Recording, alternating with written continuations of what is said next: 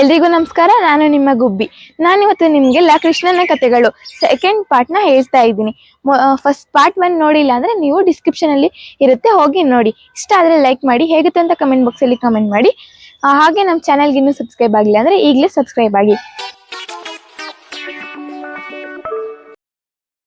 ಈಗ ಮೊದಲನೇದಾಗಿ ಏನಾಗುತ್ತೆ ಅಂದರೆ, ಕಂಸ ಮುಂಚೆನೆ ಫಸ್ಟ್ನೇ ಪಾರ್ಟಲ್ಲಿ ನೋಡಿದಾಗೆ ದೇವಕಿ ಮತ್ತೆ ವಸುದೇವನ್ನ ಕಾರಾಗೃಹದಲ್ಲಿ ಇಟ್ಟಿರ್ತಾನೆ. ಆಗ ಅವ್ರಿಗೆ ಎಷ್ಟು ಮಕ್ಳಾದ್ರೂ ಕೊಡ್ತೀವಿ ಅಂತ ಅವ್ರ ಭಾಷೆ ಏನೋ ಮಾಡಿರ್ತಾರೆ. ಹಾಗೇನೆ ಒಂದ್ ಮಗು ಆಗುತ್ತೆ, ಅದನ್ನು ಕೊಡ್ತಾರೆ. ಹಾಗೆ 6 ಮಕ್ಳು ಆಗ್ತಾರೆ. ಆಗ 6 ಮಕ್ಳು ಇವ್ರಿಗೆ ಕೊಟ್ಟಿರ್ತಾರೆ. ಕಂಸಂಗೇನೆ ಕಂಸ ಎಲ್ಲಾರನ್ನೂ ಸಾಯಿಸ್ತಾ ಇರ್ತಾನೆ. ಆದ್ರೆ ಅದನ್ನ ನೋಡಿ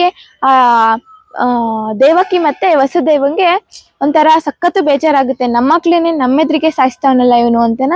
7ನೇ ಮಗುನ ಅವನಿಗೆ ಏನ್ ಮಾಡೋದು, 7ನೇ ಮಗು ಸಾಯೋದಕ್ಕೂ ನಮ್ಗೆ ಬಿಡೋದಿಕ್ ಆಗೋದಿಲ್ಲ ಅಂತ ಹೇಳ್ಬಿಟ್ಟು ಅವತ್ತು ವಿಷ್ಣು ದೇವ್ರನ್ನ ಪ್ರಾರ್ಥನೆ ಮಾಡ್ತಾರೆ ಅವರಿಬ್ರು ಅವತ್ತು ರಾತ್ರಿ.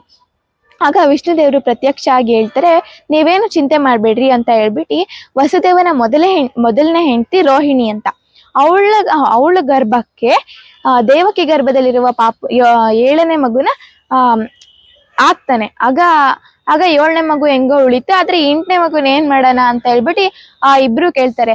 ಆಗ 8ನೇ ಮಗುನೇ ನನ್ನ ಅವತಾರ ಅಲ್ವಾ, ನಾನು ಬಂದೇ ಬರ್ತೀನಿ. ನಾನು ಹುಟ್ಟಿ ಬರೋದೇ ಇವನ್ನ ಸಾಯಿಸೋದಿಕ್ಕೆ. ಅವನ ಕೈಯಿಂದ ನಾನಂತೂ ಸಾಯೋದಿಲ್ಲ, ನೀವೇನು ಚಿಂತೆ ಮಾಡಬೇಡ್ರಿ. ಅವತ್ತು ನೀವು ಹುಟ್ಟೋ ದಿನ ಯಾರು ವಸುದೇವ ನಂದಗೋಕುಲದಲ್ಲಿರುವ ಆ ನಂದನ ಮನೆಗೆ ಆ ಮಗುನ 8ನೇ ಮಗುನ ಕರ್ಕೊಂಡೋಗಿ ಅವ್ರ ಮನೆಗೆ ಹಾಕಿ, ಅವ್ರ ಮನೆಯಲ್ಲಿ ಅವತ್ತೇ ಹುಟ್ಟಿರೋ ಹೆಣ್ಣು ಮಗುನ ತಗೊಂಬಂದು ಇಲ್ಲಿಟ್ಕೊ ಅಂತ ಹೇಳ್ತಾರೆ. ಆಗ ಅವನ್ಗೆ ಅರ್ಥ ಆಗೋದಿಲ್ಲ, ಹೆಂಗ್ ಹೋಗೋದು ಅಂತ ಕೇಳ್ತಾನೆ. ಹೆಂಗ್ ಹೋಗೋದು ಅಂತ ಹೇಳ್ತಾನಲ್ಲ, ಅದನ್ನ ನಾನು ಪಾರ್ಟ್ 3 ಅಲ್ಲಿ ಹೇಳ್ತೀನಿ. ಈ ವಿಡಿಯೋ ಇಷ್ಟ ಆಗಿದ್ರೆ ಲೈಕ್ ಮಾಡಿ.